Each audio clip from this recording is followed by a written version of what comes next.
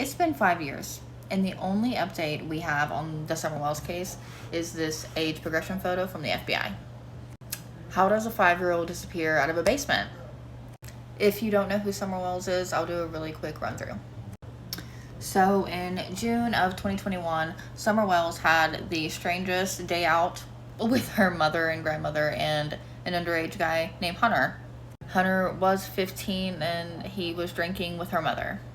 They said while waiting for the grandmother to get out of the doctor's office that they went and played in a creek, and this is a photo they had on their phone of Summer. If you noticed, her head was shaved because they shaved her head because she kept lice. When they got home from this really weird, strange day out where no one had a good story, Summer went to play in their basement, which was her bedroom, but it was like down a ladder. It was a strange setup, and disappeared and has never been seen again. There was no noise at all. Her 3 older brothers were in the house. This is like she just disappeared. Dogs tracked the scent through the woods a little bit, and it ended on a road. The family has been questioned up and down, sideways, and there has been no evidence that proves that they did it.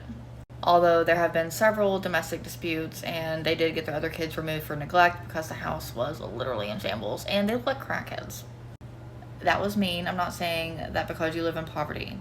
It was just their whole demeanor and the fact that they had so many domestic cases going on, and that everybody drank and with the kids there, and I mean the shape the kids were in. There's a reason CPS took them. Some people think that Summer is actually not alive in this photo. My theories are all over the place because if you watch the interviews and look at this family, do we really think that this family could get away with this? Could they really not say anything for the 4 or 5 years that she's been missing, if you know what I mean?